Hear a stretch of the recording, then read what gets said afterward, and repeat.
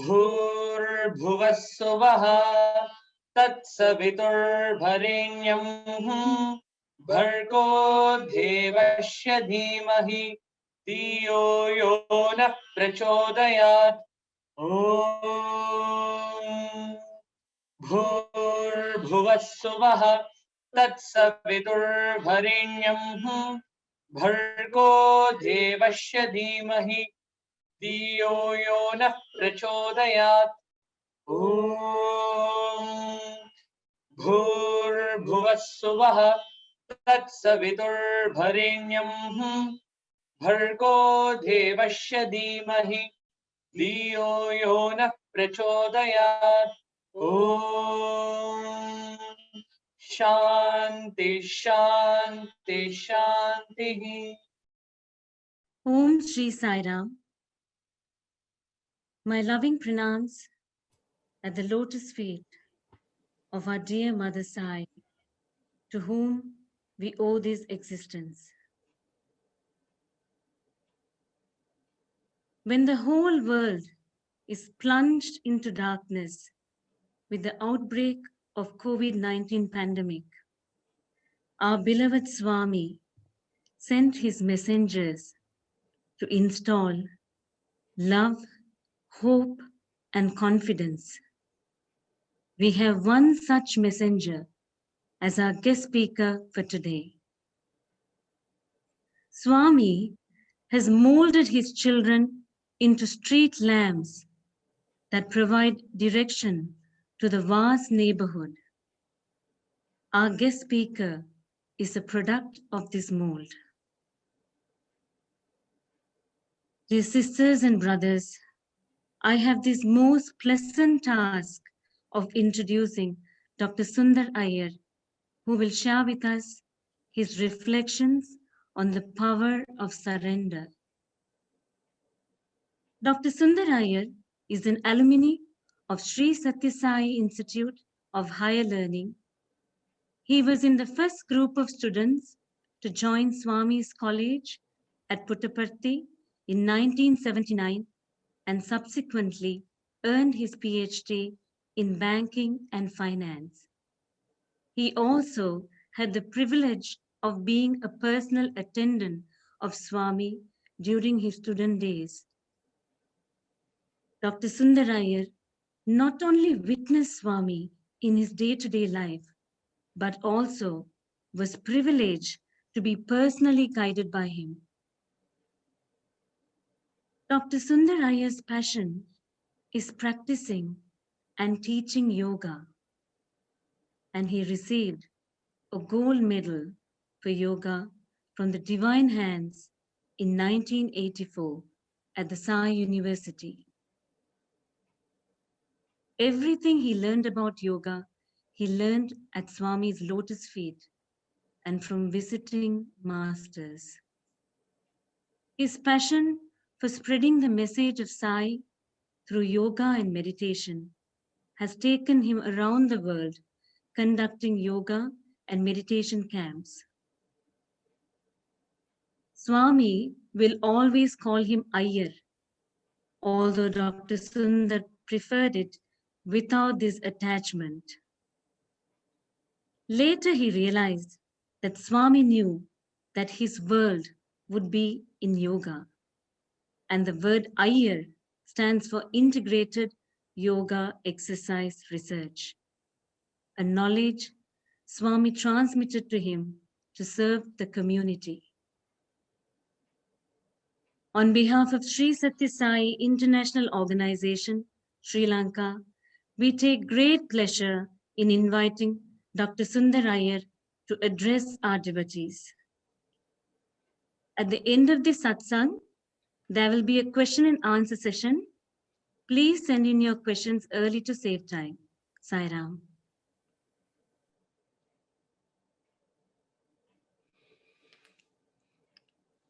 Sai Ram, my dear sisters, brothers, young children who are part of this satsang. Before I begin, I would like to offer my heartfelt gratitude to the organizers of the Sri Lanka Sai organization for giving me this wonderful opportunity to offer my thoughts and perspectives on this divine master who has and who is and will forever be the greatest mystery for us. And in attempting to solve that mystery, attempting to understand mystery, we begin to understand our own reality. So thank you for giving me this opportunity. Every time I get a chance to speak about my beloved master, Bhagavan Sri Sathya Sai Baba, I get to learn, I get to introspect, because none of what I speak is scripted. Baba never trained us to do it that way. He said, speak from the heart. And therefore, when I begin to speak on Swami, I just say, okay, heart open out and speak, and let the words from within express itself. And I've come to believe in the years of association with such a beloved, such an enlightened, such a powerful Guru, Sat Guru, the one who pointed me and gave me the glimpse of the highest truth, that the more we begin to explore our heart, more we allow our hearts to express, we find that we are but instruments of the divine. Whether you're a parent or whether you are a child, whether you are a friend, whether you are a team player, whether you are a businessman, whether you're a yogi, whether you are an organizer of sorts, it doesn't really matter what you are in the worldly level. When you begin to allow a divine energy to flow through you and you begin to recognize it, rather, it's not that we allow or don't allow. That is the only energy that flows. We tend to foolishly believe it is ours and try to take ownership. And the little I forms and the little my forms.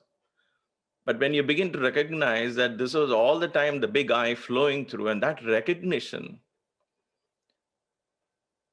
brings a sense of freedom. Freedom from what, you might ask? Freedom from fear. Freedom from limitations. A freedom to express life in its fullest form. To me, that is the gift that Bhagavan Sri Sathya Sai Baba gave. And it is around this that I would like to present my thoughts today. So thank you, sister, for that warm and kind introduction. It's always nice to hear nice words about you being spoken. And thank you, Swami, for making this happen. A great master who, even though is not physically present on this earth, has been able to join millions of people. Yes, it is true that in this satsang, maybe there's just 40, 50, or 60 participants. It doesn't matter. But many more such satsangs all over the world are conducted every week, every day. Millions of people are joined together, even to this day, bridging thousands of miles of gap, contemplating on higher dimensions of faith, of belief, of surrender, of devotion, beginning to open the hearts to connect to the divine within. All this is possible because there was one individual, one guru, who dedicated every moment of his life, every moment of his being for the benefit of mankind. So thank you, Swami, for making this happen, for giving me this chance once again to be at your feet. It was many, many years ago, 1979, 78, 79, when I was a teenager and very rebellious in my family because we were South Indian Brahmins and my father was into so many pujas and so many strict regulations, rules and regulations in the house that by the time I was 16, I wanted to go and join the Pune Institute of Film. And I was so up to the neck with pujas and rituals, and the family outings would be to temples, family outings would be to the night outs, would be at Harikathas and all of that. I grew up in that. I don't regret it now, of course not. I'm grateful to my parents for having done that. And I think in the larger scheme of things, it is all orchestrated by our higher self. At every birth, we orchestrate what is it that we want to learn? How is it that we want to play this divine game of consciousness? So it is orchestrated at some level. But as a teenager, I didn't understand all that. I wanted to run away from home. I wanted to get away from all this pujas and all of that. But fate planned it otherwise. I was born and raised in Bombay, called Mumbai now. And it was around that time my father got transferred to a village in North India, which didn't have schools, colleges, or universities. And they were searching for a place. The whole family began to search for a place to put me in, where there was no smoking and drinking, and where there's no chance of me running away to join some acting institute. Somehow I thought that was life. And so they chanced upon Swami's institute. One thing led to the other. Each one is a story by itself, but I'm going to skip all of that for lack of time. Long story short, I found myself in Swami's college. And much to my amazement, I found that Sai Baba was not the kind of guru that I would run away from, because he spoke the language that made sense to me. When I first heard him say, there is only one religion, the religion of love, I was spellbound. When I heard him say, there is only one language of the heart, I was wonderstruck. Because no guru until then, no pontiff, no pandit had ever claimed such a universal teaching as his or hers.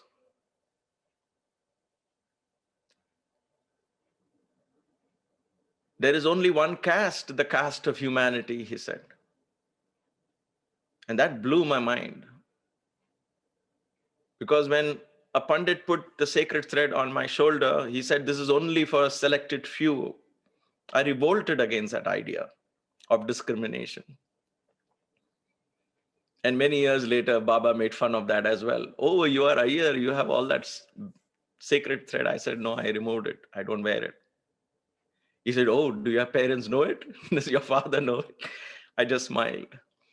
Because that pandit who put that, of course, he did it for money. He said, whoever gives you money today, give it to me and all of that. Anyway, those are all long stories. But the point is, when I heard that there is only one caste of humanity, deep within my soul, I jumped and said, that's what I believe. That's what I always believed. And then to top it all, he says, there is only one God. He is omnipresent. Such a universal outlook caught my attention. Still does today. I have never found anyone else, I don't need to now, who comes even close to this kind of universal approach.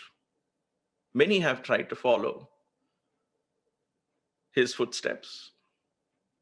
And they continue, and they should. You and I should. Because these are footsteps of the divine.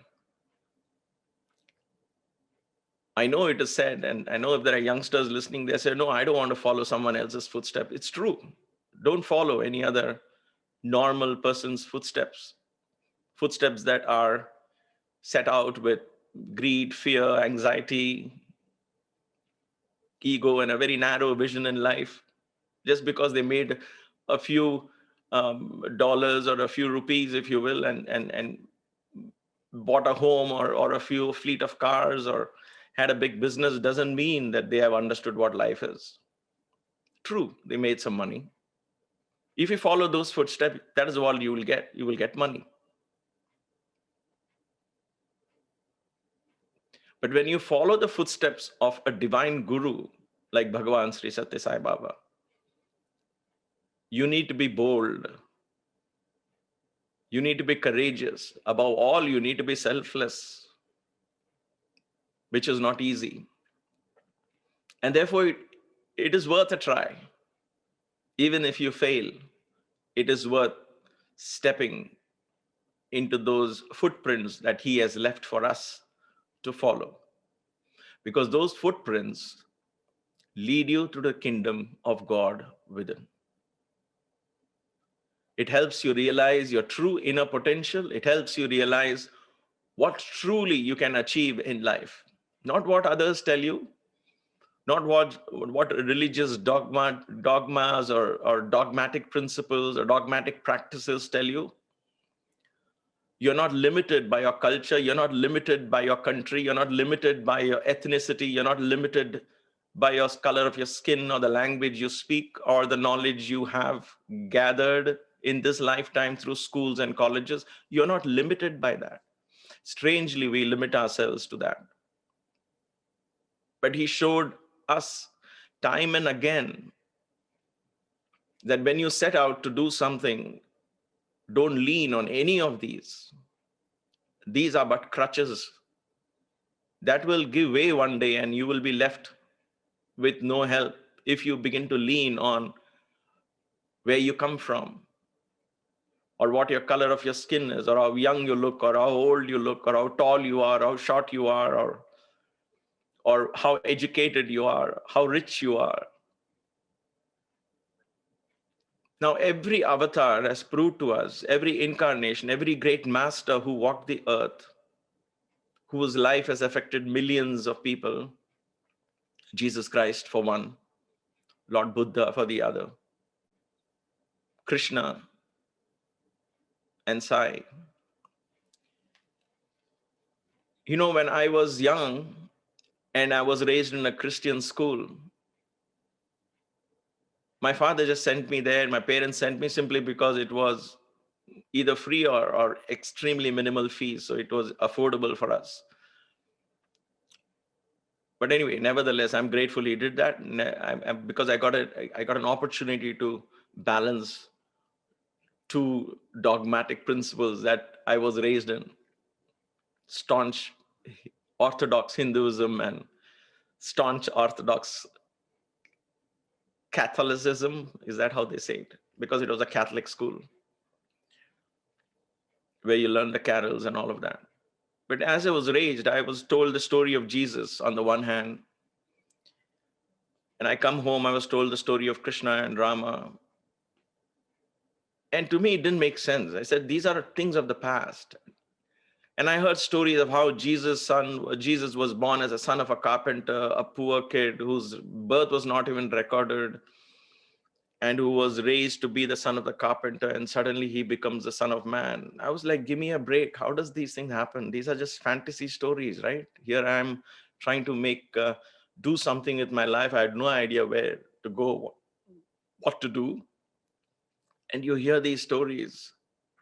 And then you come home, you hear a story of Krishna being born in a prison, being separated from his parents at childhood, being raised as a cowherd in a village. Cowherd, right? Being raised in that village, and then one thing leads to the other. He becomes the king of Mathura. I was like, these are just fantasies. These don't happen in reality. One needs to have connections in the society to to get somewhere in life, one needs to have, in our days, in today's language, if you speak, you need to have a good social platform, a good following in the society, I guess, or online and offline. You need to have good connections, networking. These are the buzzwords, right? Social networking, social platforms, the importance of connections, the importance of money that plays a role. And we tell ourselves, we tell our children, this is reality. It is okay to have all those values, but the reality is this. Look at all these people, and you look at these so-called leaders, either in business or politics or government or anyway, even in talents like music and so on. And then you say, oh, that's what it is. Okay. And then you fashion your life with a very limited vision. Why? Because we are building the blocks of life on certain assumptions that we need money to be successful or to do something.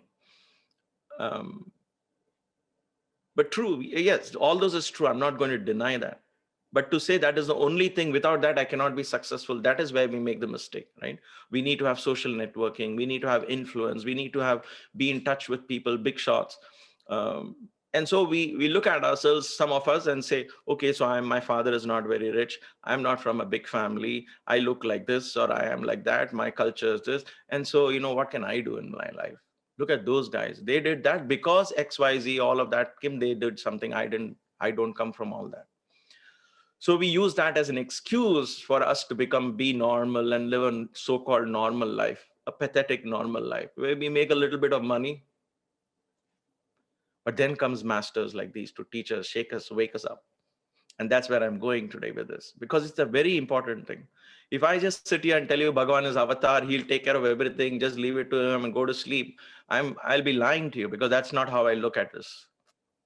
I look at somebody who lived his life day in and day out to set an example and proved to us.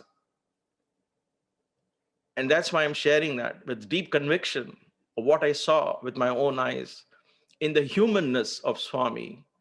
In being a human being, he showed me what divinity is. Everything else is part of the mystery of an avatar.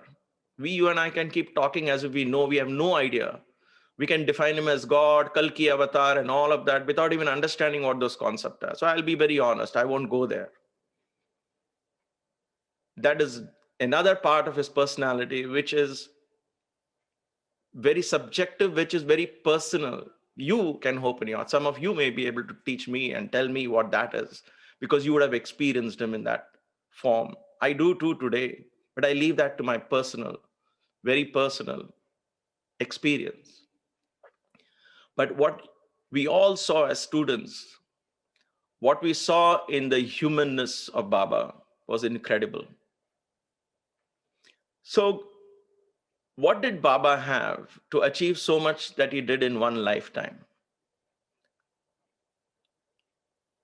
So for the next few minutes, bring him down to the human level. And it's okay, it's not blasphemy to regard an avatar as a human. That is the role of the avatar, the incarnation of the divine is to set and be a role model so that you and I can try and attempt to live a life in that manner, to walk those footsteps. And in attempting to walk those footsteps, we learn the idea of surrender. Because what is surrender and why do we learn this? So let me come to that in a minute or two, but let me lay the foundation here. Baba proved to us.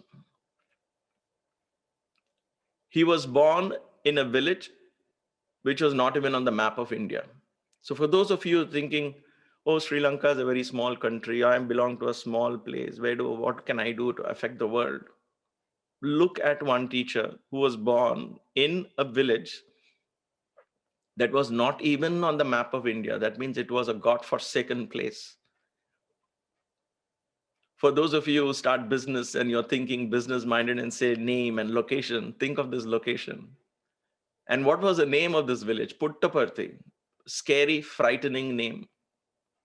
We think of auspicious names. We think of adding Shri to our names. We think of adding this and that. And we look at Panchangams and we look at the calendars. We ask the Pandits to give us a right name because we think somehow it's all in the name. The avatar comes and he takes birth. Let us say a simple village urchin took birth in a village. Nobody knew the time of his birth, what happened in his birth. Okay, we all hear this from stories, right? A very inconspicuous happening. Just like you and me, all of us took birth. What happened? Did the sky break through and there was lightning and thunder and the heavens exploded and the conches blew? No, it was just a regular birth, right? So it was just one regular child being born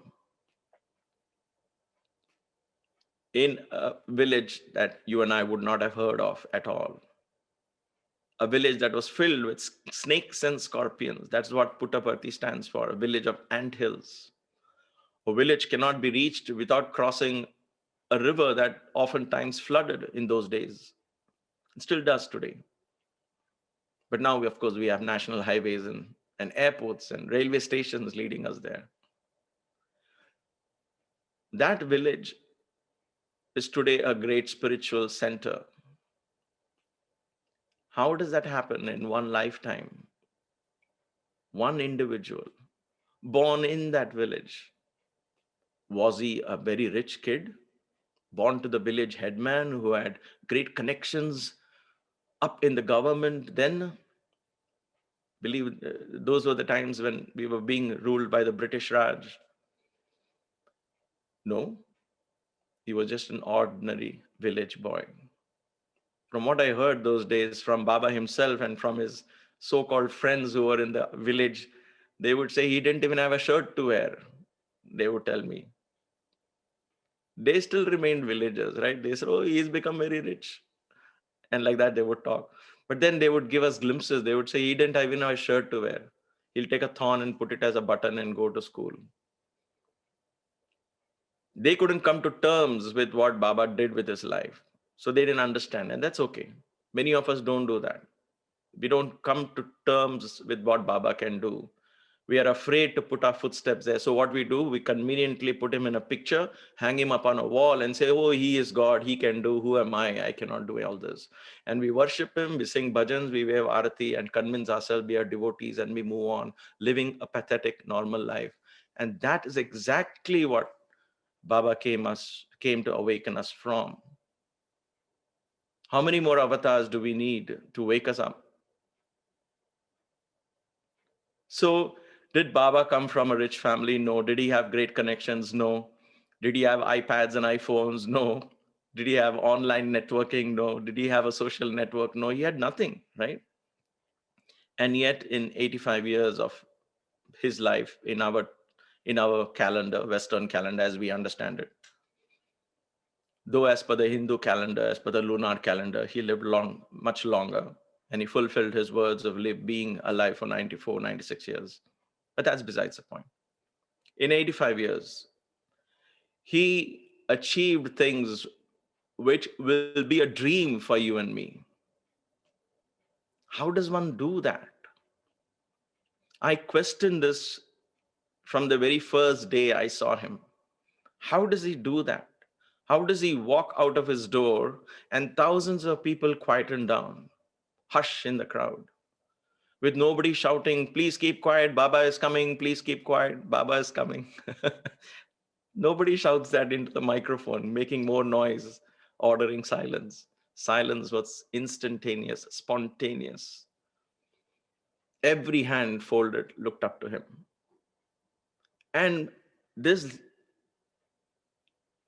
really short master would walk out as if it was his home. He knew everyone, no matter where he was, in Mumbai or Delhi or South Africa, where he went once. It didn't matter. And there was perfect tuning between him and the crowd. How would that happen? I would wonder when I saw him those days. I believe that all of this happened because of one thing. You and I should be very aware to know and understand that principle. And if we understand that principle of which Baba was the best and the greatest example, not 2000 years ago, not 200 years ago, but in this day and age where some of us have the first-hand experience, many of you have had the first-hand experience of seeing him, knowing that he was true, he was real, he was alive. We have videos to show that, right? Today, thanks to technology. What was that principle? What was that secret weapon, if you will? What was that secret door that he was able to unlock?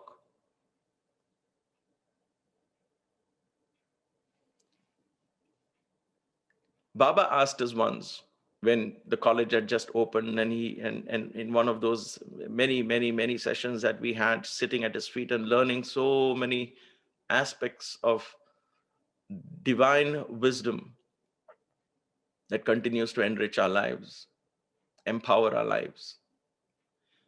He said, how did the rishis and the yogis of ancient India, Sanatana Dharma, know the secrets of the planets? How did they understand the secrets of the universe? And it is true, right? The distance between the earth and the sun was documented thousands of years ago. The diameter of Saturn, you look up at the night sky, and I'm talking to the youngsters here as well as the adults. I guess if you look up at the night sky, will you be able to distinguish, first of all, between a planet and a star? Maybe. If you're lucky and spot Venus, you'll say, oh, I know Venus, it's there. But other than that, you can't distinguish between Jupiter and Saturn, leave alone understand the diameter, understand the distance between the Earth and Jupiter. What do we need? We need an app to look up into the night sky, understand the different star constellations and so on. But thousands of years ago, all this was documented. It's all part of Vedanta. Jyotisha Shastra is part of Vedanta. It's a different matter that people have misused it today. That's a different matter. But you don't blame science because technology has misfired. Similarly, you don't blame Sanatana Dharma because people have not known how to use it, and they used it for their own benefit and brought in more divisions in the form of religion. We leave that aside. We won't get into that. But Baba came to remind us of the ancient dharmic principles. So he asked us, how did they know this? How did the rishis understand the secret? You're all studying, you say you need laboratory. I think it was in the context of we asking Baba, we need this, we need that. And he said, you asking for all this. The rishis knew so much more about the universe, the Rasayana Shastra, chemistry, the Bhuloka Shastra, the earth being round. All of that was discovered, written, documented thousands of years ago. And Baba said, how did they know all this? Why are you going on asking for this and that? Playfully, of course. Of course, he eventually, we built what is today a very proud university, full-fledged university. We had no answer. And he said they knew one thing by which everything else is known. They knew one thing by which everything else is known. Seems so simple, right? And I know many of us are perhaps on the edge of the seat wanting to know, okay, come on, tell us what is that one thing. Unfortunately, that one thing is, I say unfortunately because it's not so easy to understand. That one thing, he said, is Atma Vidya, the knowledge of the self. The knowledge of the self. If you have the Atma Vidya, all the other Vidyas, all the other knowledges, no matter what you lay your finger in, that knowledge will really easily flow into you. Whatever it is, whatever talent you put your finger on, the knowledge of that will easily flow into your brain, your nervous system, everything will tune into and absorb that essence and the whole knowledge. He said, Vakka Vidya unte chalo, Atma Vidya. He said, one Vidya, one knowledge, one wisdom, one school of thought is all that is really required for us. Knowledge of the self. Who am I? Why am I born in this world? What is my purpose and mission in life? And how do I harness the 5 elements in this universe? How do I bring in harmony and create the perfect environment where my inner spirit begins to express itself and my mission finds fulfillment, my purpose in life finds fulfillment? I began to understand in my years of stay with Baba that it was that one thing that gave him that unending energy, vitality, moral, physical support. He was able to tap into that unending resource of the divine self. He knew his divine self. He believed in that knowledge. And he converted that knowledge into his words, into his actions.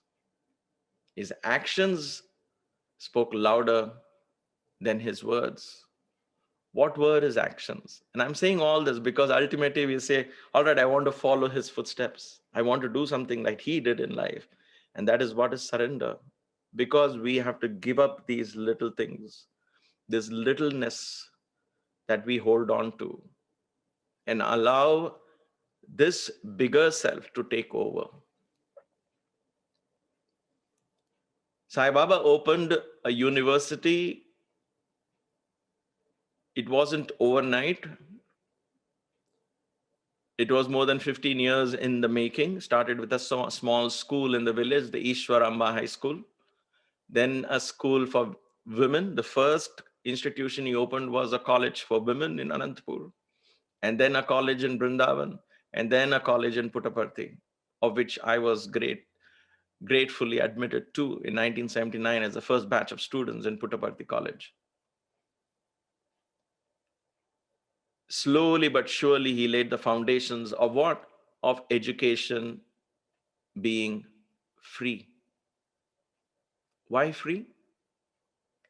Because he truly believed that education cannot become a business. Education is for life, he would say, not for a living. Don't earn degrees and convert them into begging bowls and say, okay, I need a job. How much am I going to get from here? How much am I going to get from here? He broke that barrier and showed us little lamp there. He was not an activist. He didn't start an activism saying, let us all make all the institutions in India should be free, collected, garnered public support and fought against the government and all of that. He didn't do that. In other words, he was not cursing the darkness. He was not giving you and me discourses about how education has become a nightmare, how poor people cannot afford and this and that and all of that. Instead of doing all that, we learn from this, right?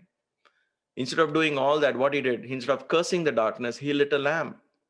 He said, what can I do to change this? Let me be the change that I want to see in the world. And he lit the lamp of free education.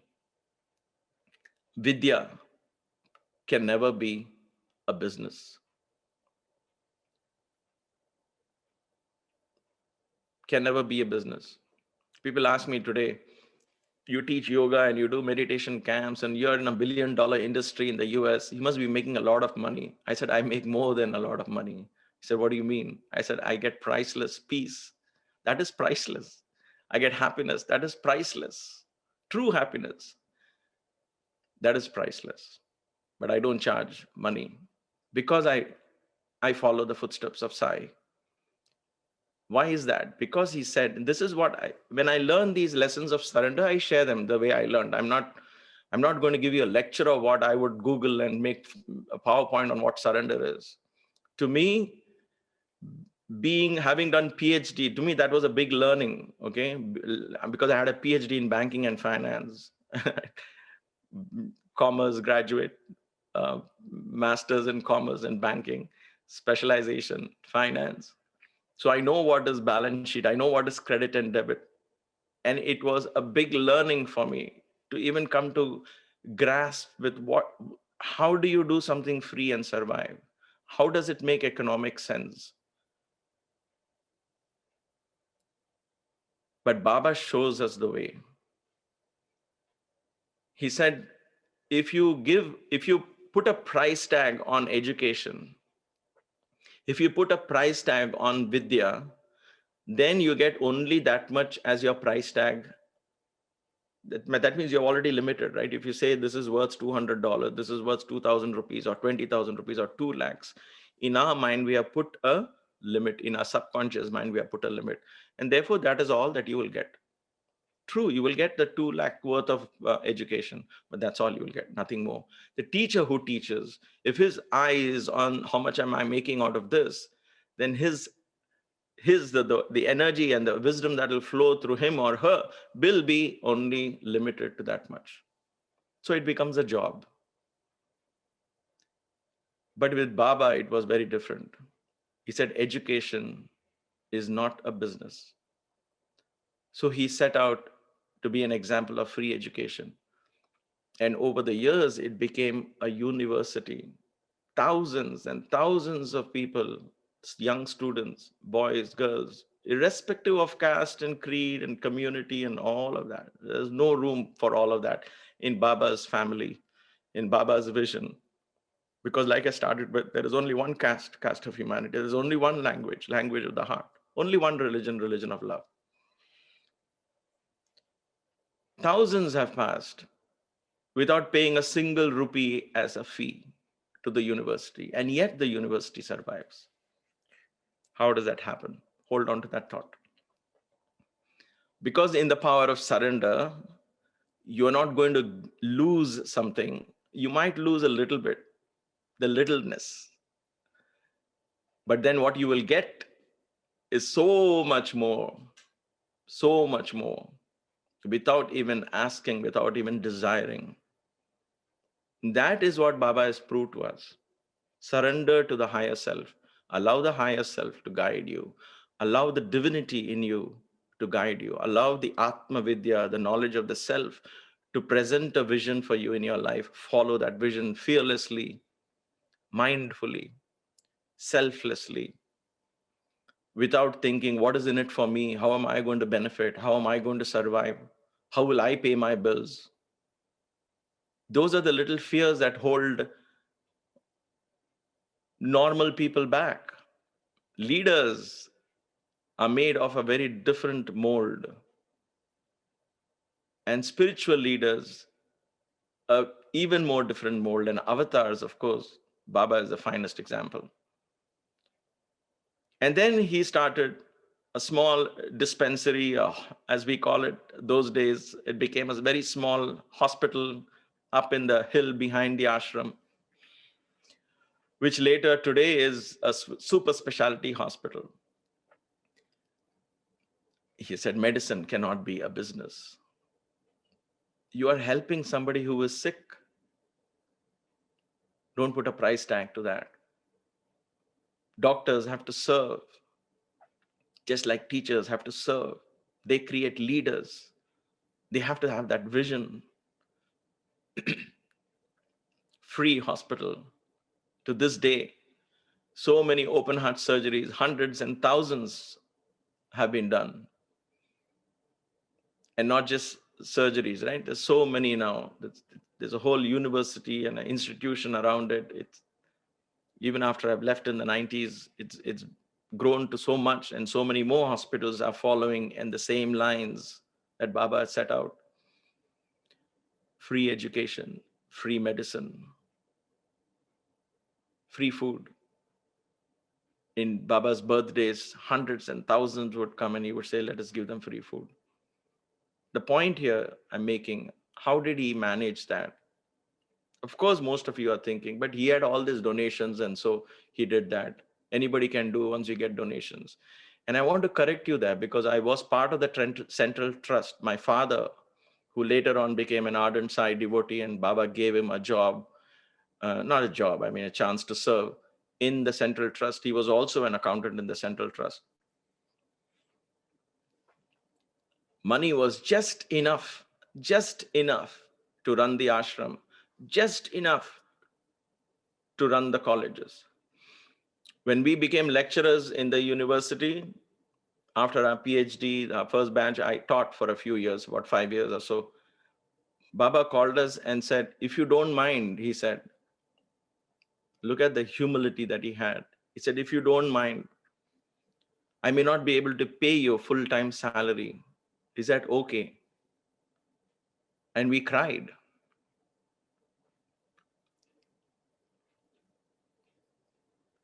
He could have easily said, oh, you know what, it's time for you to pay back. I gave you free education, so you serve freely. You have no rights to ask for salary. And we would have accepted that.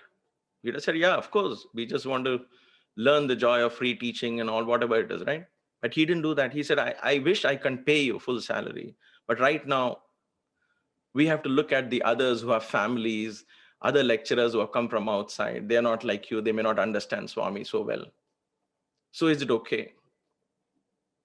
I will give you some pocket money. And he did. Until the time came when the University Grants Commission began to match the donations and so on and so forth. And so one thing led to the other, and eventually we all got enrolled, right? So I have to put it out there. It's not like we were not paid eventually. But my point here is, it is not like Baba had a lot of donations and then he thought of this vision. It was never like that. When he declared this vision of hospital, there was barely, I was at that time in the Central Trust. My father was too. There was barely enough money to run the basic institutions, the educational institutions. Lectures had to be paid in Anantapur and Brindavan and in Puttaparthi and so on. That was a full-fledged universities. We were under so many regulations from the government. Everything had to be met. And this was free education, right? It was not economics there. It was pure divinity, selflessness that was in action there. And you and I would say, first, let us all settle down, then we will think of the next project. And Baba is there announcing free medicine on top of that. And he said, in 1 year, we will build a hospital and so on. And then he started the water project. So the point here I'm making is, when you and I wait for certain resources to pool together and then we decide to be selfless, it doesn't work like that. That is what normal people think they will do. But what we do is we create a habit of waiting for resources to pool. And no amount of resources pooling will be enough. Why? Because subconsciously, unconsciously, we have trained ourselves not to give, but to pool resources. So we say, well, let some money come, then we will afford, then we will donate, then we will do something to the world. First, let me take care of myself, then I will help the others. Not that this is wrong, this is a normal way to do it. But then avatars come and break that. Why? Because when you're first taking care of yourself, taking care of the little I, nurturing the little I, protecting the little I, becomes the primary focus of life. And as long as that is the primary focus of life, everything else will become secondary. And when time comes, you will not be able to make that jump, because all through the life, right from young age, you have focused on me, my career, my goal, my family, my money, my situation in life, me, I, me and mine, I, me and mine, I, me and mine. So at 40, you're not going to make that choice. At 50, you're not going to make that choice. At 60, you're too old. You're 70, and you're like, okay, you know what? He's God, he can do. I cannot do it. Conveniently, we go back to our cloak of devotion that we put on ourselves and convince that this is devotion. And allow a sense of low esteem to prevail in our consciousness. And because everybody else does it, we think it is normal. Baba comes to awaken us from that, my dear sisters and brothers. If we want to truly, truly follow the footsteps of Baba, learn to surrender your littleness. It doesn't happen overnight. It is not easy. It is not for everyone. But I am speaking to the warrior inside every one of you. There is a warrior, a spiritual warrior, a sleeping Arjuna that needs to be awakened, a sleeping Hanuman that needs to be awakened, a sleeping Shiva that needs to be awakened. And when those energies awaken, then all these quote unquote social parameters for success, all that you learn becomes redundant, because you begin to draw upon a force, draw upon an energy source, draw upon a creative source, the intelligent, creative intelligence of the universe that is unending in its capacity to give. Whatever you need comes to you at the right time, in the right quantity. That is true abundance. Not amassing, not hoarding. We have cultivated this idea. We are encouraged to do that. And it is good for normal things. I am talking, when you awaken that warrior, what happens? To understand how did Baba do these things? What was the philosophy of these great leaders who achieve something in life? And I'm talking to the youngsters who say, I want to do something big in life. Then don't wait for iPads and iPhones and laptops and riches to follow and social networking. Nobody needs to know you, and yet you can leave such an important, indelible, influential mark in society with your life. You can influence millions of people if you choose to. If you choose to believe in a higher self. That is our birthright, to believe in the higher self. That is the lesson that Baba teaches us. Surrender the lower self. That is why he says, bring your mind to me, however grotesque, however dark, however confused and guilty, bring it to me, offer it to me. I will take over. Who's this I that he is referring to? That I which is within you. The Sai principle that is within you. Have you tapped the Sai principle within you? Or are you thinking Baba is somewhere there, he's not looking at me, he's testing me, ayo Swami, pretty test pandrenga, and all, we go on with that, right? Why are we being tested, and why are we being all of that? We create a drama and we go on nurturing this little self, afraid to break out of the cocoon and become the butterfly. We are falsely convinced that being a caterpillar is what life is. But within every caterpillar lies the butterfly. You are that butterfly. Baba celebrated his uniqueness. What was so unique? He was born in a village which was not on the map of India. He knew only one language. He dropped out of school. He couldn't afford school. He didn't go to school. No education, no money, nothing. Everything that you and I think are required, but don't drop out of school. I'm just saying that this is where he came from. He went back to Manasa Bhajare Guru Charanam Dustara Bhavasagara Taranam. Om Namah Shivaya, Om Namah Shivaya, Shivaya Namah Om. Arunachala Shiva, Arunachala Shiva. The point here is, when we begin to worship the higher self, the feet of the Supreme, then we begin to draw those energies into our consciousness. We become partially divine. We become wholly divine, depending on how much we open our doors to. Don't be afraid to become the butterfly. Surrender the cocoon. Surrender the caterpillar. Step out of the cocoon. Become the butterfly. I am already out of time, so I will yield the time back to the host.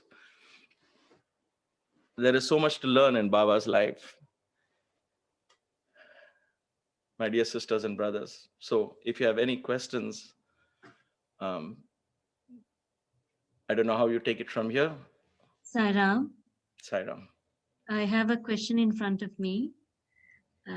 Did Swami mention anything about ghosts?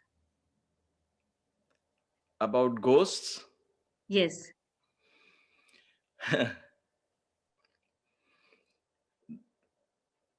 I think the only ghost that he would have said, and I'm just paraphrasing because I'm not thinking of any one particular example, but if he did mention, He said the ghosts are our own fears and our own limitations are the greatest ghosts. They are ghosts in the closet. They are the real ghosts. Are there ghosts out there? Will they haunt us? They don't haunt you. Whether they are there or not is immaterial, but your fear of them is very real, and that fear is what haunts you. Your fear is what creates a false sense of reality, that there are somehow spirits waiting to harm you or haunt you and affect you and so on. And there's some black magic and voodoo out there.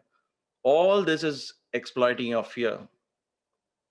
So Baba never encouraged belief in outside ghosts. He said all the ghosts, all the enemies, all of them are in our own hidden up here, hidden in the form of weaknesses. Whenever you say, I can't do this, I'm afraid to do that, that fear is the real ghost that we should be afraid of.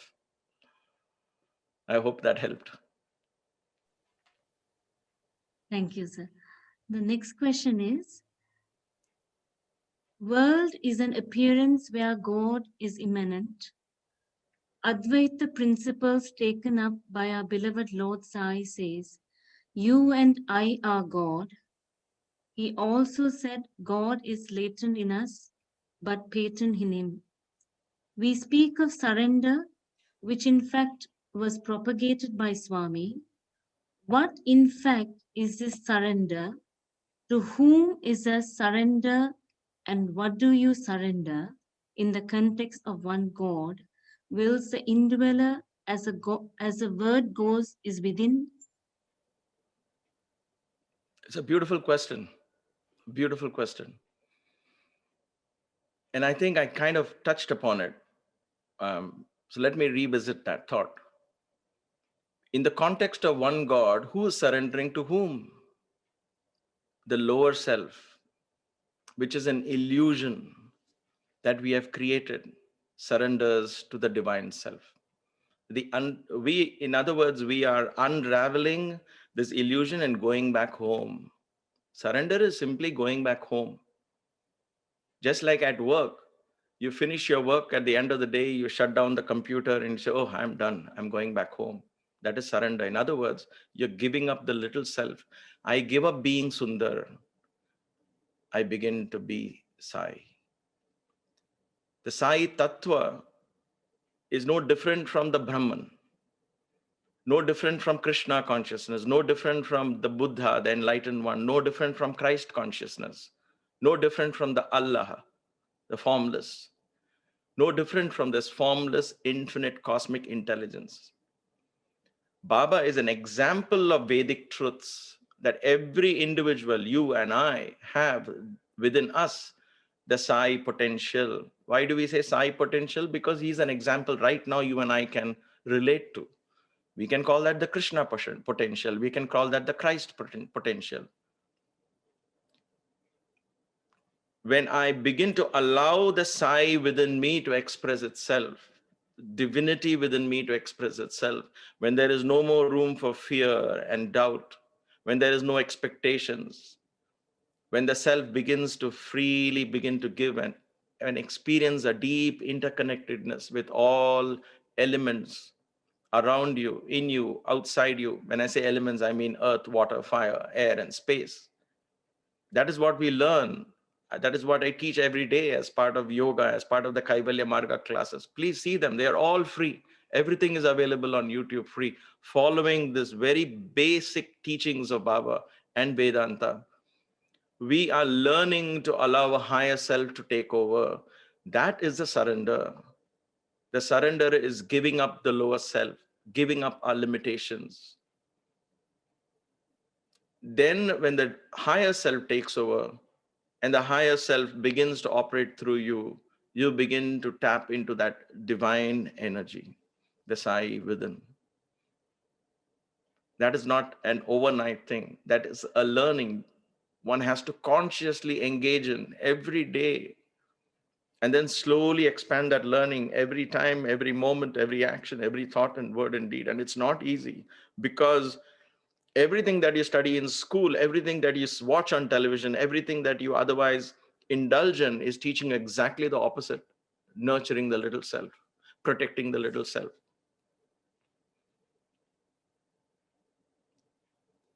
Why is COVID so fearful today? Because we have been taught for decades, and it has drilled into our head, deep inside, subconscious, unconscious mind, that death is bad. Death is the end of everything. We never even are taught to meditate upon the fact that you and I are actually eternal. There's nothing to be afraid of, except teachings of Baba. But when that happens, it seems so vague. We say, oh, that is all philosophy, but what am I going to do right now? We push that away because it is too vague, too abstract, too foreign to us, because we are constantly engaging in the littleness. Give up fear, your immune system will automatically become stronger. Automatically. Fear is what causes weaknesses in your immune system. Give up fear. Step into the right habits. Bring discipline into your life. All of these are role models. Every aspect of this, we can spend days understanding Baba's life, understanding how I can implement that in my life, and watch how your life becomes so empowered and so enriched. So give up the littleness in us. The Sundar has to die for Sai to be born. Jesus had to die for Christ to be born. That is what it is. The littleness dies, the ego dies. Dies means it is a sense of the littleness goes away. And when you close your eyes, you begin to think of the bigger I.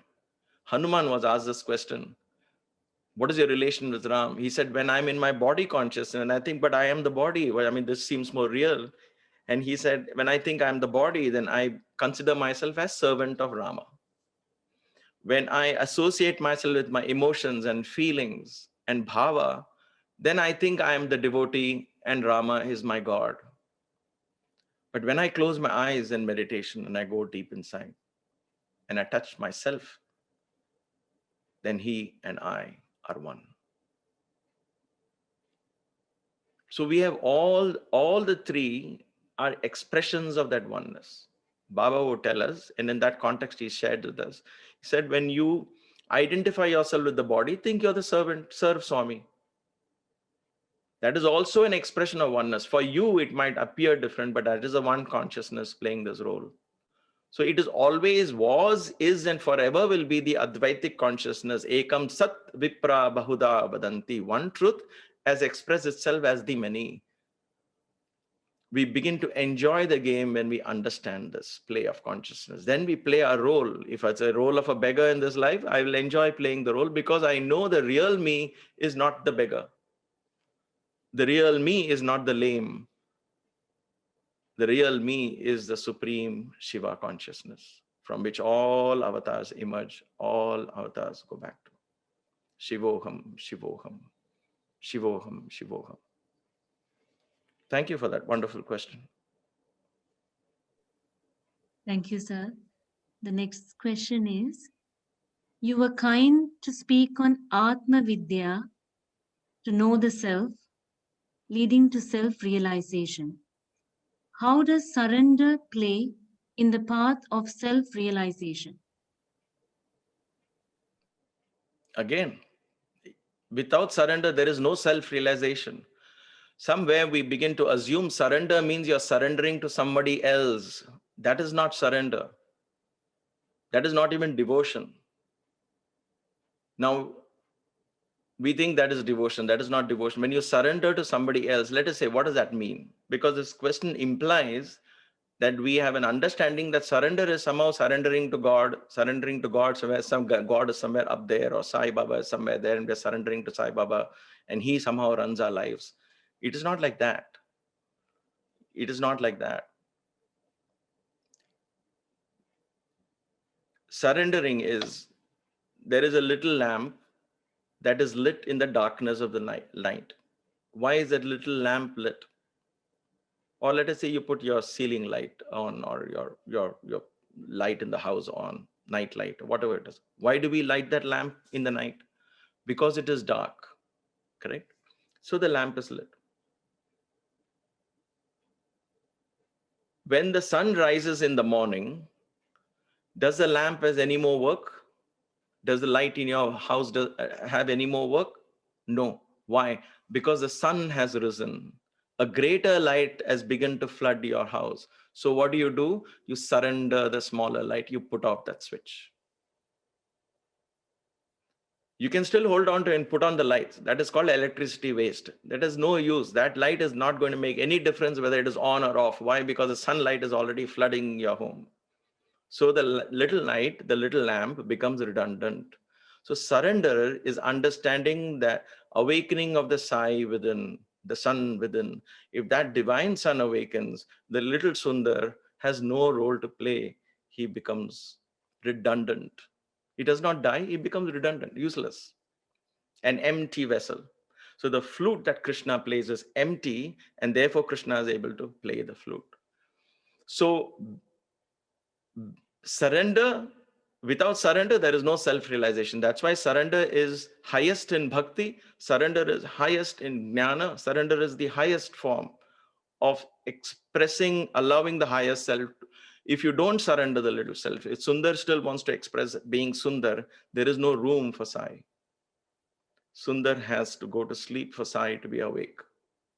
The little lamp has to become redundant, awaken the Sai within. This little lamp will automatically learn the idea of surrender. It'll realize how redundant this is. Me being lit is of no use. A bigger power has taken over. And then you just allow, resign to that higher energy to flow through you, empower you in your life, in your actions, the clarity in your life, decision making in your life. You could be the best businessman, you can be the best everything, but that doesn't become your goal. Your goal is to just allow this divine self. This was the teaching that Ashtavakra gave King Janaka, and Baba would speak to us about that. Self-realization is not for yogis and sannyasis alone. That is another, these are all assumptions we have made. We have made a wrong assumption, a definition of surrender, and try to apply that wrong definition everywhere. Change the definition, re-examine. Self-realization again is not whatever that self-realization is, right? It's not a static goal. It is that acceptance of continued expansion of the self.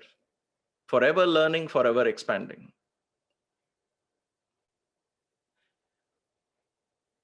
Self-realization was applied by King Janaka after realized what he did. He ruled the kingdom as the king.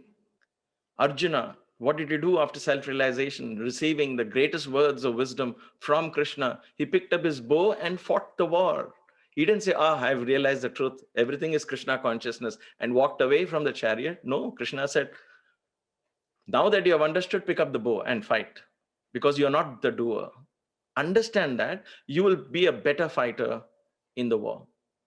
Hanuman surrendered his little self to the divine, knowing that he is here to serve Ram, and Ram's commands matter the most.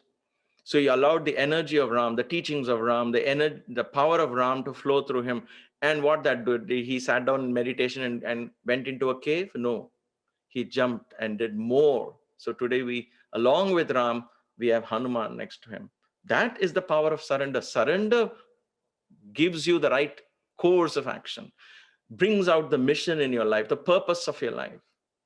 But when you don't surrender and you hold on to the little self tries to fashion itself from, I want to be like her, I want to be like him, look what he did, I want to be like this one, by trying to please this one, that one, trying to be like this one, that one. We live a miserable life of a very small definition.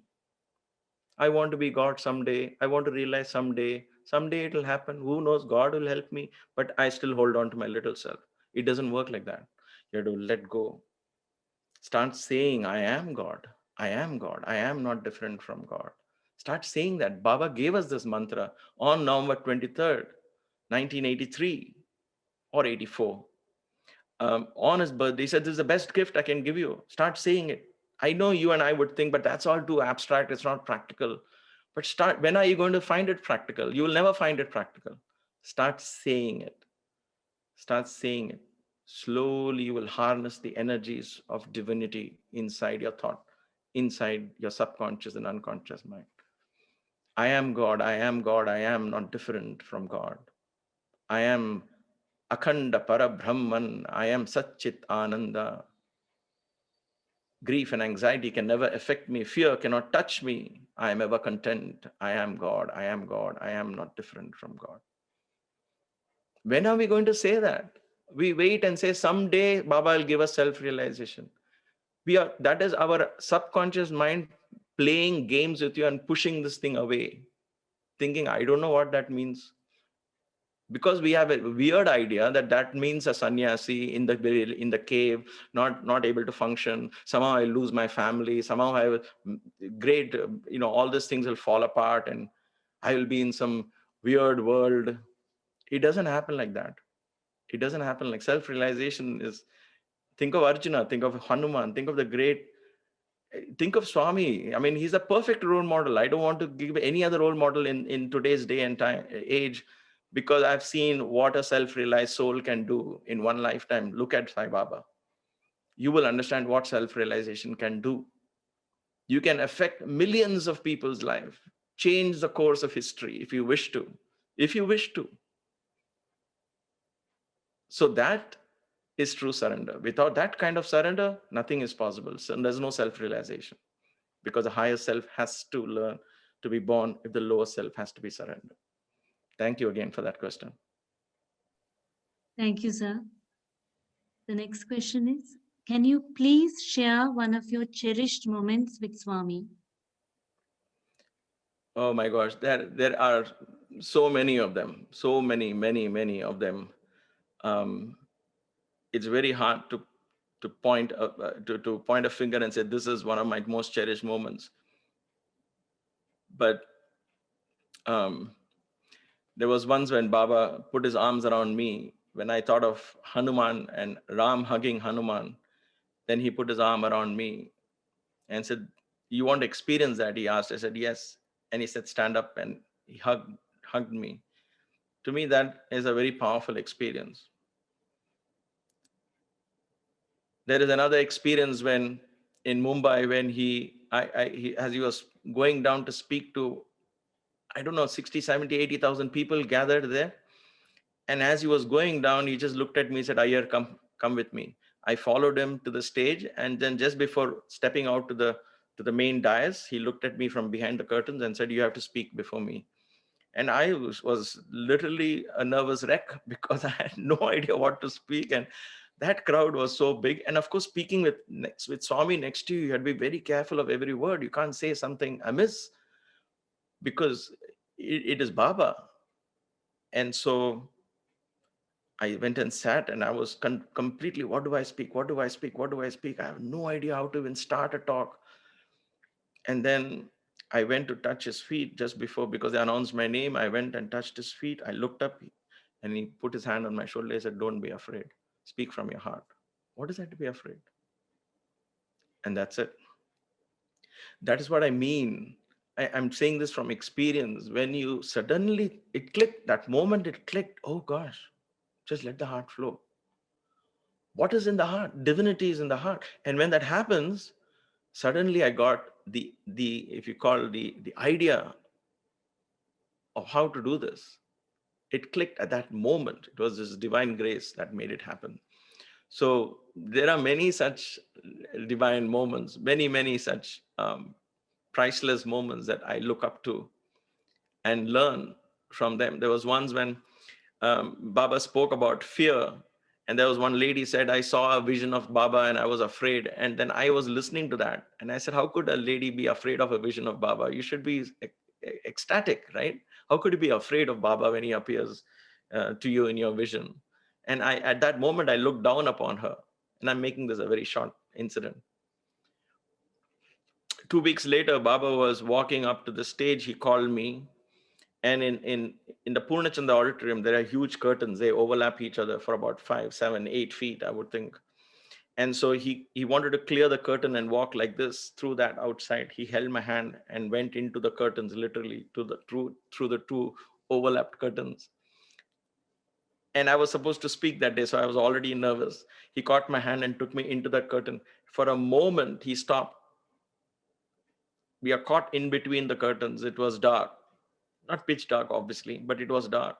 And he said, Bhayapurtanava, are you afraid? He is holding my hand. Who? My Sadguru is holding my hand. And he's asking, are you afraid? And guess what I said? Yes, Baba, I'm afraid. Yes, Swami, I'm afraid. And very playfully he said, why are you afraid when I'm here? And he walked out. And that's when I realized, oh my gosh, I looked down upon that lady who had a vision and said she was afraid. And here was Baba physically holding my hand, gently asking me, am I afraid? He didn't make a face at me or scare me. He just simply asked, are you afraid? I said, yes, I am afraid. I should have said, you are holding my hand. What is it that I have to be afraid of? Correct? I missed that chance. And so another precious, priceless moment of learning at Baba's feet.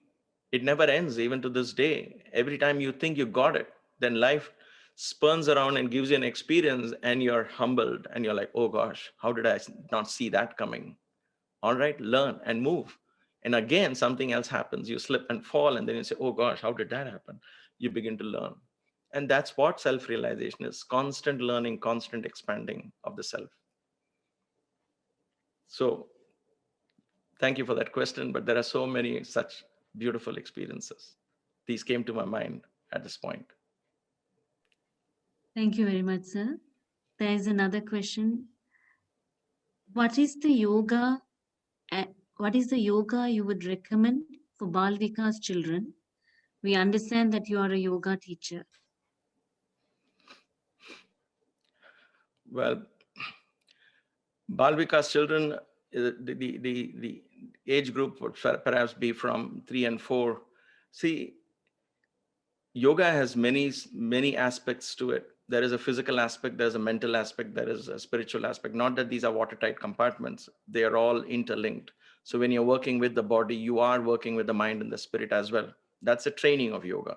It doesn't differentiate between a physical yoga or a mental yoga or a spiritual yoga. We do that. Just like everything else, we like to see that we break it in pieces.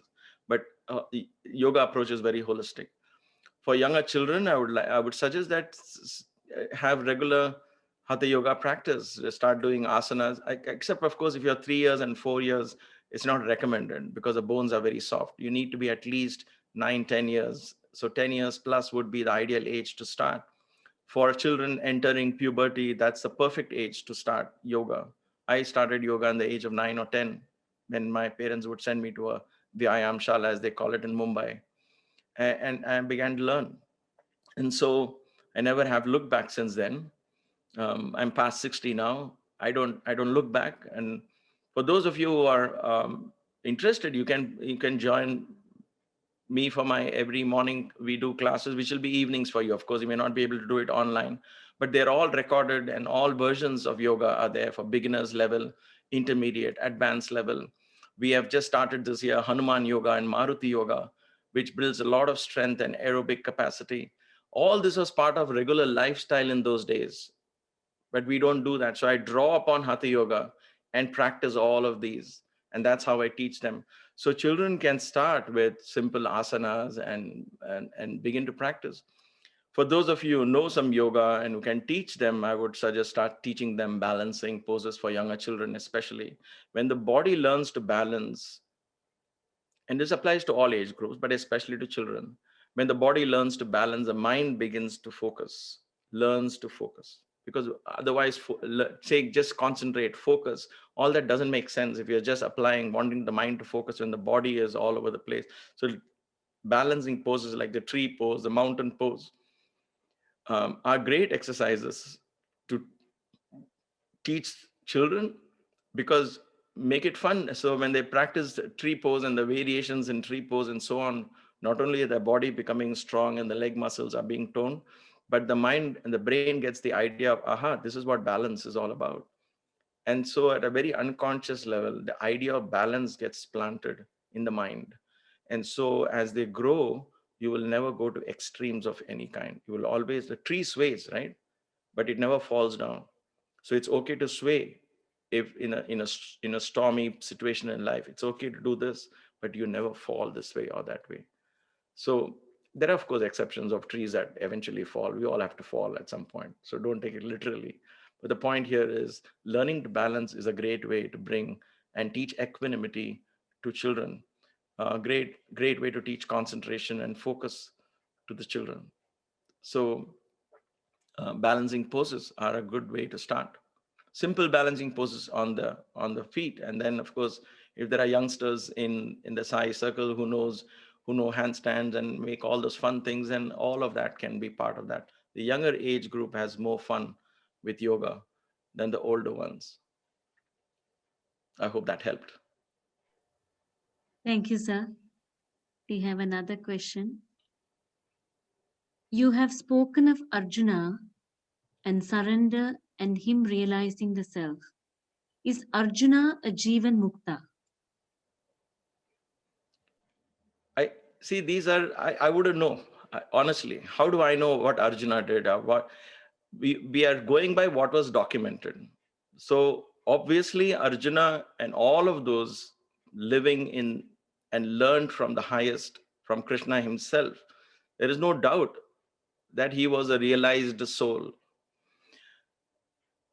Whether he was a Jivan Mukta or not, that becomes a more technical definition. And honestly speaking, I don't know. I don't know the answer to that. So we leave it at that. Because I come from a school of Patanjali's Yoga Sutras, where Patanjali defines Jivan Mukta as on a very different scale. So my answer would be, I wouldn't know that.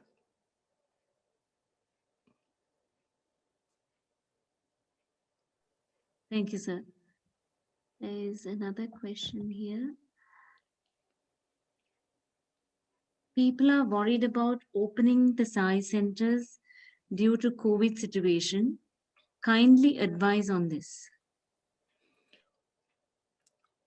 Well, giving advice is very easy, but before I do that, I must tell you that I'm not an official member of the Sai organization. I don't think I have the right to tell you all how to run the centers. I think these are directions comes from the Sai organizations, and you have to follow those directions. But as an individual, I can say it does make common sense now that these are times that we have to be humble. Not time to suddenly say, oh, Swami is there, what is there? Let us simply go. And that's an insult to Swami. That's an insult to the God principle in you. If you throw yourself in the fire and saying God will take care of it. It doesn't work like that, right? Why doesn't it work like that? Baba gives us an example of how a master teaches a student to see God in everything, in everybody, nothing to be afraid of. And so the student says, okay, I will see God in everybody from today. And then he's walking on the road in an elephant, Madam Padicha Yane, they'll say, an elephant who is a little off his rockers, if you will. He's coming and nobody's able to control that elephant coming down the road. And everybody is running helter-skelter. This student says, God is in the elephant. How can it harm me? It's not going to harm me. And guess what happens? The elephant comes to him, picks him up with his trunk and flings him away and continues in his path. This boy is badly bruised. And he comes to the guru and says, your teaching is all false. You said God is there. Why did the elephant hurt me? And the guru said, you saw God only in the elephant. What about the Mahut who was sitting on top saying, please clear the way, please clear the way? That was also God telling you. So we are very conveniently, we decide to test this and throw caution to the winds under the guise of devotion again, saying, Swami will take care, let's do that. So please don't do that.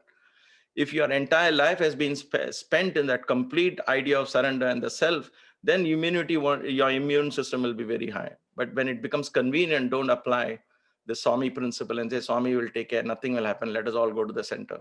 I wouldn't suggest that at this point yet. We are all trying to understand, everybody is trying to understand, science is trying to understand what this is, what are the variants now, new variants of COVID is coming in. It is better to be careful. It is better to maintain social distance. I strongly suggest that. And I do that too. The whole of last year, my wife and I met actually just 6 or 7 people, 8 people. We don't miss that. We just enjoy our company, and I love my yoga sessions. We have a lot of online programs going. So we find ourselves and keep ourselves busy. Do something very, very creative.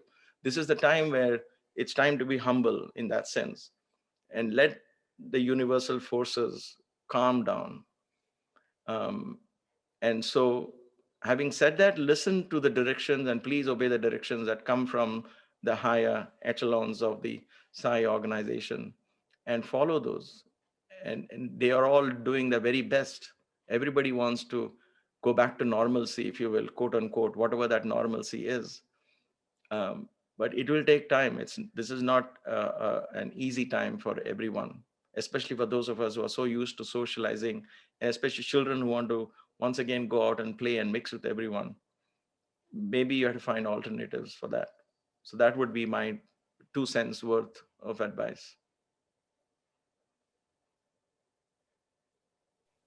Thank you, sir. The next question is, could you please share that Swami's mantra, Ahanda Parabrahman? The mantra goes like this: I am God, I am God, I am not different from God. I am Akhanda Parabrahman. I am Satchit Ananda Swarupa. Grief and anxiety cannot affect me. Fear cannot enter me. I am ever content. I am God, I am God, I am not different from God. This was the mantra. I may have missed a word here and there, but I don't, this is 98% of that mantra, I would think. Maybe a letter here and there.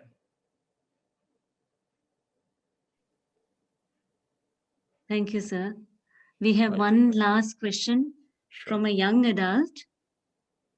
The question is, I am advised at home that along with trusting Swami, I should put effort into my life as well. Yes, I understand that, but I am at a point in life where I'm absolutely clueless and worried as to what I should be pursuing in my career next, and I'm waiting for a sign from Swami. Could you please guide? Should I wait for a sign from Swami or pray to Swami and start off with a career path? A very good question. A very practical question. If you wait for God to give you a sign, there is an inherent problem in that waiting. Why? Because at some level, deep in your own subconscious and unconscious mind, you have defined what that God and divine sign would be, and you're looking for that sign. Whereas that sign might already be there right in front of you, and you may miss it, you may not see it, because we're expecting a divine sign from in some form. So don't wait. The fact that you may have at least a choice of opportunities itself is divine grace. It's giving you a chance, X or Y or Z itself is divine grace opening up. Now, you have to take stock of your strengths and weaknesses and say, if I take this path, what will be the worst case scenario? Not hope. Hope is for the best case scenario in all the paths, career path. Let's say they have 3 choices or 2 choices, X and Y and Z. Let's say 3, okay? So in all these 3, the best case scenario, I like this, I like this, I like this. Whatever that best case scenario is. But what we often fail to come face to face with is, in this career path, what is the worst case scenario? What is the worst case scenario here? What is the worst case scenario here? Can I come to terms with the worst case scenario? If I can come to terms with the worst case scenario, then everything else is only going to be better. Then that path is for you. Because deep in your heart, you're not afraid of touching the rock bottom, because you have said, even if it goes to that rock bottom, I'm ready to face it. Then that path is yours. Now, none of these career paths, even if you get this divine sign, is going to be a rosy path where there'll be no problems. There will never be a path like that. No gold is converted into a jewelry without fire. No diamond is formed in the rocks just as it. It is carbon that has to, we have to undergo this process of transformation, learning in this lifetime. And no matter what you choose, that learning is going to be part of it. There is going to be an element of struggle. There is going to be an element of hardship. There's going to be, all that is for good, right? Every no matter what school you went to in your childhood, there was always an exam at the end of a particular year. And that exam was very uncomfortable. Nobody loved to study for the exams and struggle, but those exams is what built confidence in you. So don't run away from situation thing. I thought Swami gave me a sign, but all this is becoming so, don't do that. That is why I said, if you're ready for the worst case scenario and say, all right, you know what, I will take this. I think Swami is guiding me there. Because every thought in your heart, intuitively, you feel drawn to something. Know that that is God's voice. That is God's voice speaking to you. Learn to depend on that. We're looking at some mystical, strange, somehow, some kind of, messages to come through, because that's what we watch on TV and that's what being fed to us. That could happen. I'm not saying no. You could have Swami Pratyaksham in your room and tell you that could happen. But are you going to wait for that forever? No, tell Swami, you know what? I feel you're guiding me to this because my heart loves this path.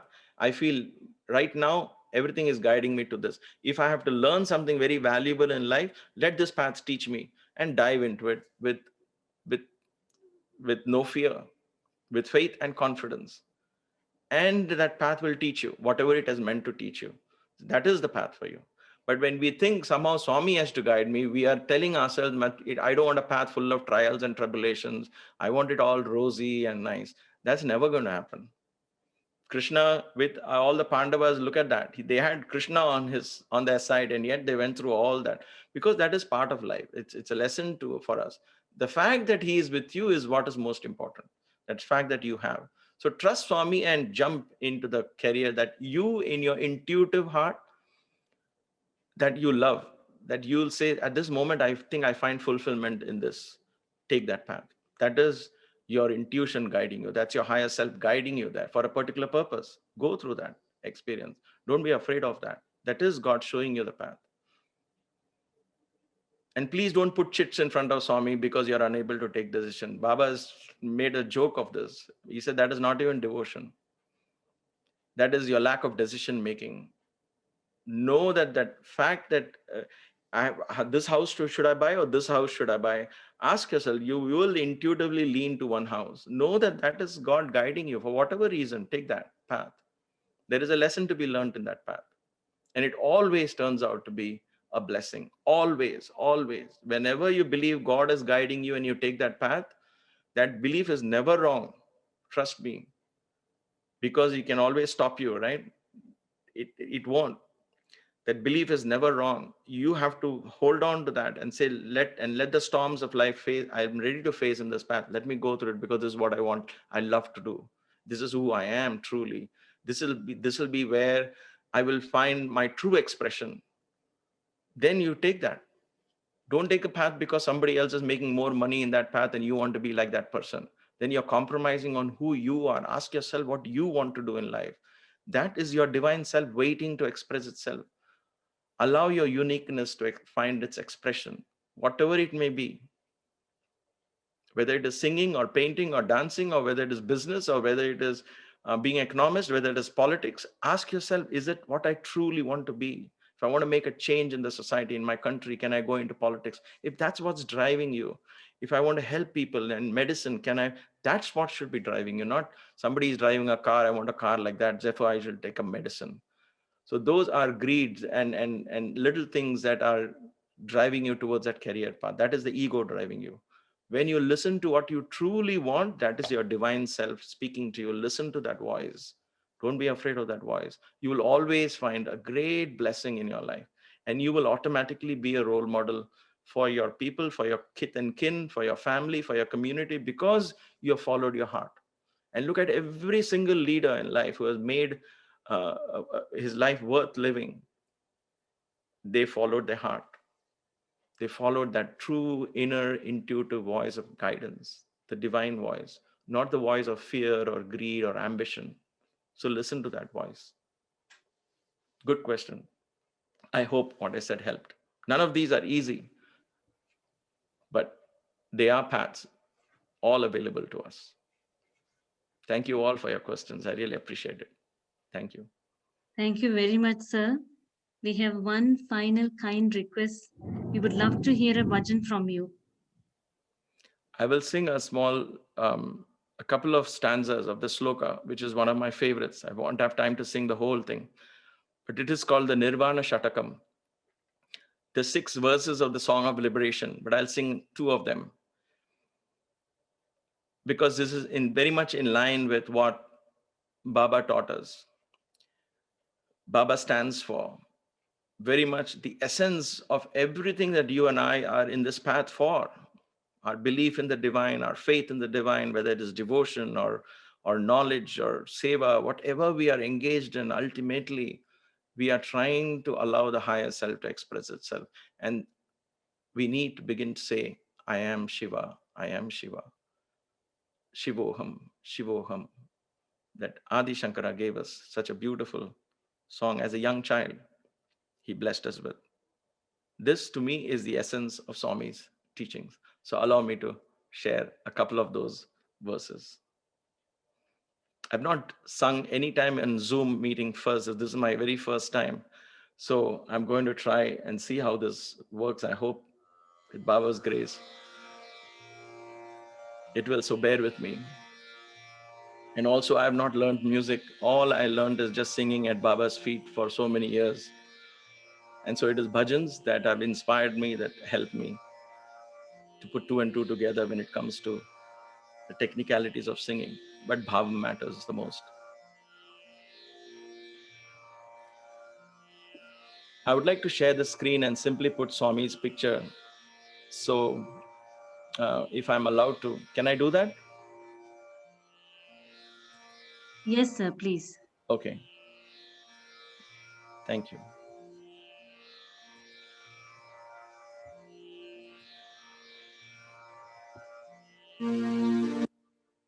Shivoham, Shivoham, Shivoham, Shivoham, Shivoham, Shivoham, Shivoham, Shivoham.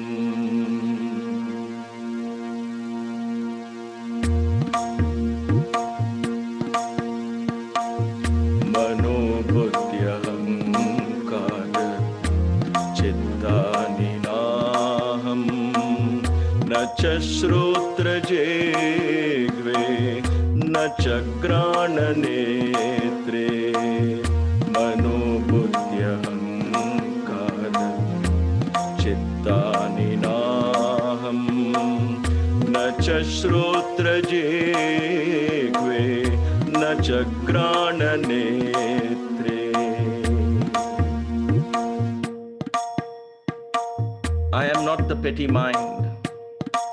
I am not the proud intellect, neither the mighty ego nor the minute thought am I. Touch and hearing, taste and seeing, I am not these sensual feelings. I am not the element of earth. I am not the elusive ether, neither the fierce fire nor the wailing wind am I. I am truth, consciousness, divine bliss. I am the Shiva am I. I am the Shiva am I. I am the Shiva am I. Mano buddhya hankara chittani naham na cha shrotra jeghve न च घ्राणनेत्रे न च व्योमभूमिर्न तेजो न वायुः चिदानन्दरूपः शिवोऽहं शिवोऽहं चिदानन्दरूपः शिवोऽहं शिवोऽहं शिवोऽहम्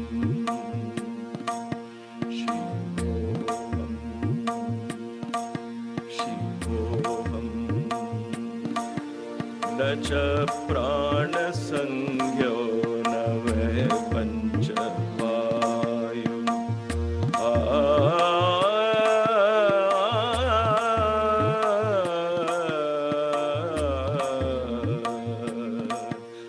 cha prana sankhyo na ve pancha vayu nava saptadatur nava panchakoshaha nava saptadatur nava panchakoshaha. I am not the vigorous breath, I am not the vital airs, neither the ailing elements nor the astral sheets am I. Organ of action and chain reaction, like the hands, the mouth, the feet. None of these depraved organs am I. I am truth, consciousness, divine bliss. I am the Shiva am I. I am the Shiva am I.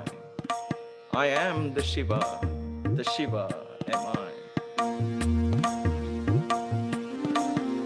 Na cha prana sankhyo na ve pancha vayu nava saptadatur nava panchakoshaha navakparnipadam na chopastapayu chidananda rupaha shivoham chidananda rupaha shivoham shivoham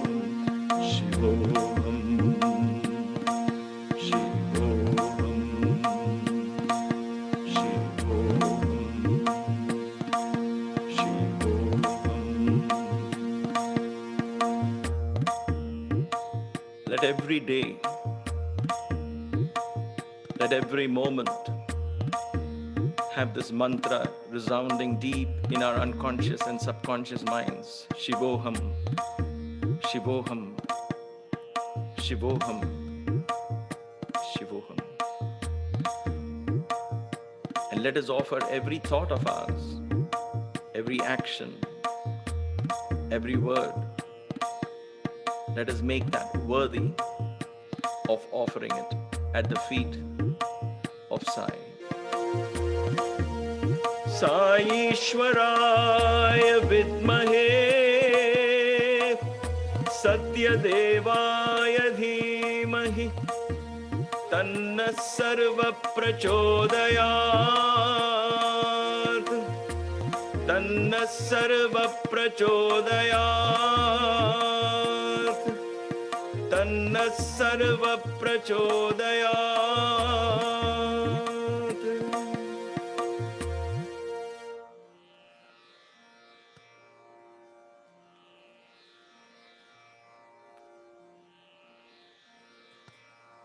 Thank you. We are Thank you for this great truly opportunity. grateful for taking your time to share divine memories with us through this. Swami is all-knowing and universal, are resolved in the simplest possible way.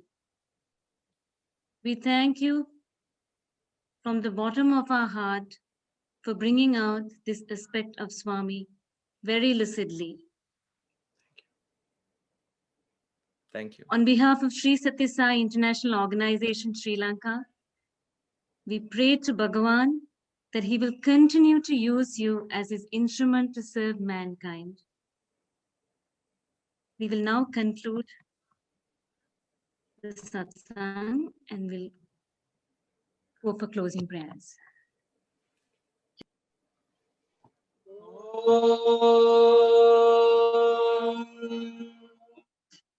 Shanti Shanti Shanti Samasta Loka Sukhino Bhavantu Samasta Loka Sukhino Bhavantu Samasta Loka Sukhino Bhavantu. Om Shanti Shanti Shanti. Jai Bolo Bhagwan Shri Sathya Sai Baba Ji ki Jai.